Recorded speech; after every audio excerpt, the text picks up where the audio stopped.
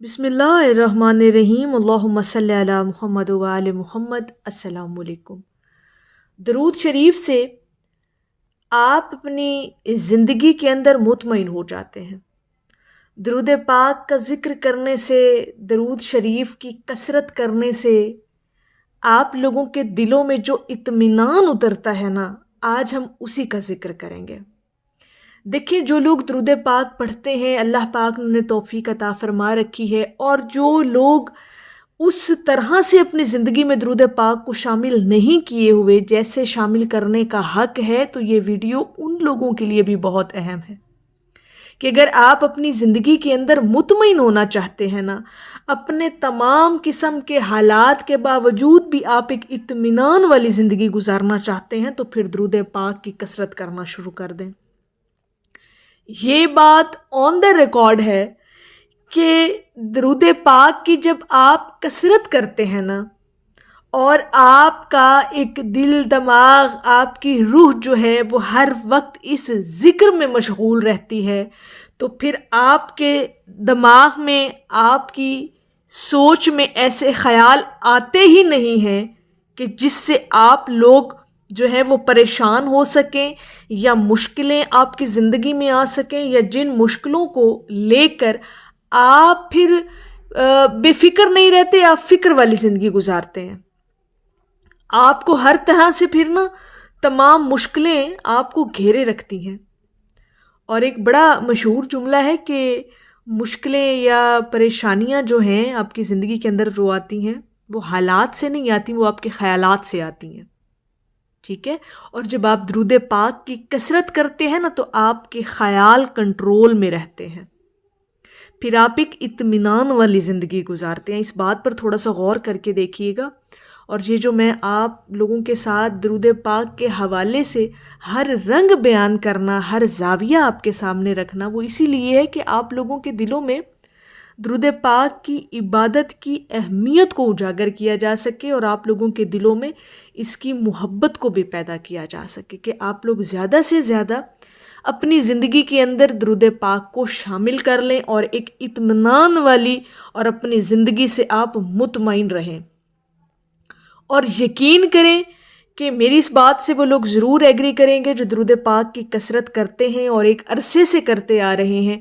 यकीनन अल्लाह रब्बुल इज़्ज़त की तरफ से जो उनको इत्मीनान कल्ब नसीब हुआ है, और वो अपनी ज़िंदगियों से मुतमईन हैं, हालात बिल्कुल जैसे भी हों बज़ाहिर, लेकिन उनके दिल मुतमईन रहते हैं। अहले दरूद एक मुतमईन, एक इत्मीनान वाली ज़िंदगी गुजारता है, फिर उसकी बेजा ख्वाहिशात नहीं होती, फिर वो एक मियाना रवि वाली ज़िंदगी गुजारता है। और मियाना रवि और एतदाल वाली ही ज़िंदगी आपको मुतमईन कर सकती है। और ये एतदाल, ये मियाना रवि, ये तमाम मामलात जो आपकी ज़िंदगी के लिए सहल कर दिए जाते हैं, ये दरूद पाक की कसरत करने से होता है। आप अपनी ज़िंदगी से मुतमईन हो जाते हैं। और ये मैं जितनी भी कैफियत दरूद पाक के हवाले से आप लोगों के साथ बयान करती हूँ, इनका मुझे ख़ुद को एक्सपीरियंस हुआ होता है। मैंने इन चीज़ों को बाकायदा तौर पर ख़ुद फ़ील किया हुआ है, और ये कैफियत आपको नसीब होती हैं। और वक्त के साथ साथ जैसे जैसे दरूद पाक की कसरत आपकी ज़िंदगी के अंदर शामिल होती जाती है ना, और ये दरूद पाक की तादाद में इजाफ़ा होता जाता है, और शौक़ और लगन में इजाफ़ा होता जाता है, ऐसे ऐसे आप अपनी ज़िंदगी के अंदर बहुत कुछ बदलता हुआ देखते हैं। और उन तब्दीलियों में से जो एक बड़ी ख़ूबसूरत जो तब्दीली आपको महसूस होती है और वाज़ेह तौर पर होती है, वो है कि आप फिर अपनी ज़िंदगी से मुतमईन हो जाते हैं। फिर ये जो हमारे अंदर एक मादियत परस्ती है ना, और हमारी ख्वाहिशात हैं कि रुकने का नाम ही नहीं लेती, और यही ख्वाहिशात का हमारे अंदर जो जन्म लेना है ना, हर वक्त हर लम्हे, यही तो हमारी ज़िंदगी को जो है वो पुरसुकून नहीं रहने देती। तो इन चीज़ों को जो कंट्रोल में रखता है ना, वो दरूद पाक की इबादत है, दरूद पाक का ज़िक्र है। जैसे जैसे आप दरूद पाक पढ़ते चले जाते हैं, आपकी ज़ात के अंदर, आपके ख़यालात के अंदर, आपकी सोच के अंदर बहुत कुछ बदल जाता है। پھر آپ اپنی زندگی سے بہت مطمئن ہوتے ہیں۔ اللہ پاک نے جتنا عطا کر رکھا ہے، جتنا اس نے عطا کیا ہے، اس کی تمام نعمتوں پر پھر آپ شکر گزاری کرنے لگ جاتے ہیں۔ پھر آپ کے ذہن میں یہ چیزیں بالکل بھی نہیں آتی کہ یہ چیز ہمارے پاس نہیں ہے، ہمارے پاس یہ چیز نہیں ہے، فلاں ہماری خواہش پوری نہیں ہوئی، فلاں ہماری جو ہے وہ مراد تھی تو وہ پوری نہیں ہوئی۔ تو یہ جو ایک لامتناہی قسم کا ایک سلسلہ ہے ہماری خواہشات کا، یہ تھم جاتا ہے۔ مطلب کہ آپ یوں سمجھ لیں کہ آپ کی ذات کے اندر ایک ٹھہراؤ آ جاتا ہے۔ جب یہ چیزیں ڈیولپ ہوتی ہیں نا، تو ایک قناعت والی آپ زندگی گزارنا شروع کر دیتے ہیں، صبر والی زندگی گزارنا شروع کر دیتے ہیں، اور جب یہ چیزیں آتی ہیں تو پھر زندگی آٹومیٹکلی جو ہے آپ اس سے مطمئن ہو جاتے ہیں، اپنے حالات سے مطمئن ہو جاتے ہیں۔ اور سب سے بڑا ہمارا مسئلہ آج کل کی سوسائٹی کا جو سب سے بڑا ڈائلیما ہے، معمہ ہے، جسے میں سمجھتی ہوں کہ وہ یہ ہے کہ ہر انسان جو دوسرا ہے، اگر آپ کسی سے بھی بات کر کے دیکھیں، کسی سے بھی ڈسکس کر کے دیکھیں، تو ہر بندہ جو ہے وہ مادیت پرستی کے پیچھے ہے۔ اس کا سب سے بڑا مسئلہ ہی مادیت پرستی ہے، سب سے بڑا مسئلہ ہی پیسہ ہے، اور اس کا ہر مسئلے کا حل جو ہے، اینڈ جو ہے، وہ آ کے پیسے پہ ختم ہو جاتا ہے۔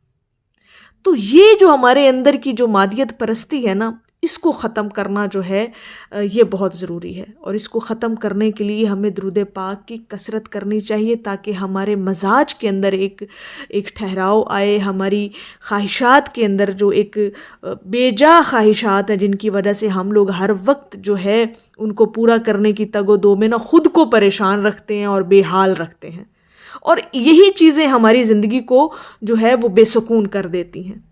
تو زندگی کو پرسکون بنائیں، اطمینان والی زندگی گزاریں، درود پاک کی کثرت ہر وقت رکھیں، اپنی زبان پر اپنی زبان کو جو ہے وہ تر رکھیں درود پاک سے۔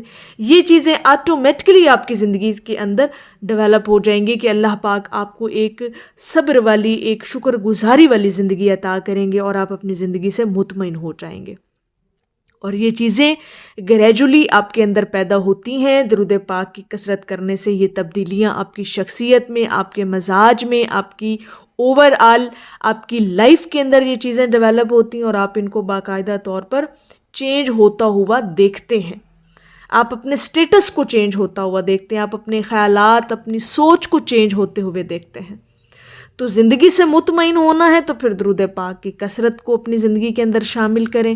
اللہ پاک اتنی رحمتیں نازل فرمائے گا کہ جتنا آپ نے کبھی سوچا بھی نہیں ہوگا، اور رحمتیں ہر لحاظ سے آپ کی زندگی کے اندر جو ہیں وہ آپ کی زندگی میں آتی ہیں، آپ کو فیل ہوتی ہیں، ہر طرح سے آپ کی مدد کی جاتی ہے غیب میں سے، اور اللہ پاک آپ پر فضل اور اپنا کرم کرتا ہے، ایون کہ آپ کی سوچ خیال کا زاویہ بھی بدل کر رکھ دیتا ہے، جس کی وجہ سے آپ ایک اطمینان والی زندگی گزارنا شروع کر دیتے ہیں۔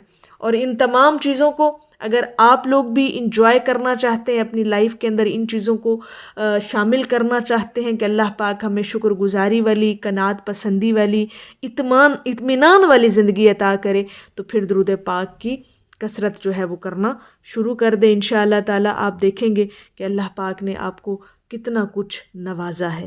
میری اللہ رب العزت کی بارگاہ میں دعا ہے کہ اللہ پاک آپ کو اور مجھے ہر وقت اور ہر سانس کے ساتھ اپنے نبی علیہ الصلاۃ والسلام پر درود پاک پڑھنے کی توفیق عطا فرمائے۔